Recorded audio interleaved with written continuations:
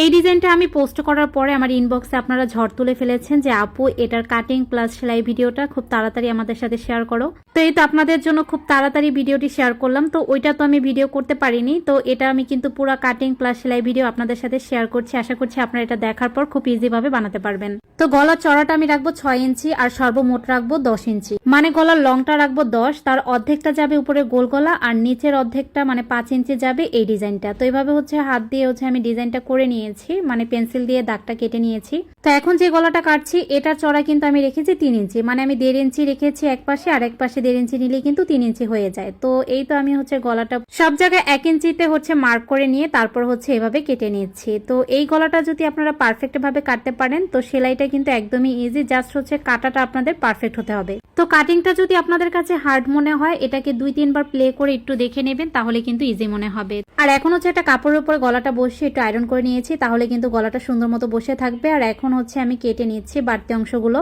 তো কাজটাকে আরেকটু ইজি করার জন্য আমি কিন্তু এখানে আঠা ব্যবহার করেছি, এমনিতে আমি করি না, জাস্ট এটাতেই ব্যবহার করেছি। আর ওই গলাটাতে কিন্তু এমনিতেই সেলাই নিয়েছি। আমার কাছে মনে হয়েছে আঠা দিয়ে যদি এভাবে লাগিয়ে নিই সেলাই করতে অনেক ইজি হবে। তো আঠা দিয়ে হচ্ছে আমি কাপড়গুলো এভাবে মুড়িয়ে দিয়েছি, তারপর কিন্তু আমি সেলাই মেশিনে সেলাই করে নেব। আর আঠা দেওয়ার পর যদি সেলাই না করেন পরে কিন্তু ছুটে যাবে না, তবে সেলাই করলে জিনিসটা অনেকটা হচ্ছে পোক্ত হয়। তো যাই হোক আমি হচ্ছে আঠা লাগানোর পরে এটাকে আমি সেলাই করে নিয়েছি। আর তার আগে কিন্তু আয়রনটাও দিয়ে নেবেন, তাহলে কিন্তু আঠার মতো লেগে থাকবে।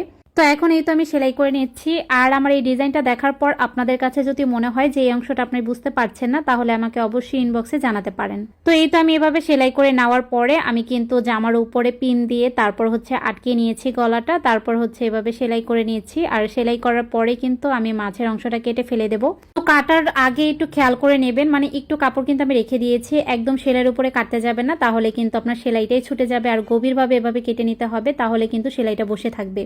লক্ষ্য রাখবেন কাটার সময় যেন সুতাটা কেটে না যায়, মানে সেলাই অংশটা যেন কেটে না যায়। আর আমি হচ্ছে উল্টো পেট করে মানে ভা পিট করে তারপর কিন্তু এটাকে আয়রন করে নিয়েছি। আর এখন হচ্ছে আমি লেসটা বসিয়ে নিয়েছি। আর লেসটা আমি এভাবে কেটে বসিয়ে দিয়েছি, তাহলে কিন্তু লেসটা পারফেক্ট ভাবে বসে থাকে। এর আগের বার কিন্তু আমি এই কাজটা করিনি, মানে একবার যদি আপনি একটা গলা সেলাই করেন পরে কিন্তু আপনার কাছে ইজি মনে হবে, তখন মনে হবে যে আমি এভাবে না দিয়ে কিন্তু এভাবেও দিতে পারতাম, তাহলে অনেকটা ইজি হয়ে যায়। তো লেসটা আমি এক পাশ হচ্ছে লাগিয়ে নেওয়ার পরে আরেক পাশ কিন্তু খালি রয়েছে, ওটার উপরও কিন্তু চাপ সেলাই দিয়ে নেব। আর এই পাশটা আমি একটু কেটে তারপর ঘুরিয়ে সেলাই নিয়েছি, তাহলে কিন্তু সেলাইটা হচ্ছে সুন্দরভাবে দেওয়া যায়।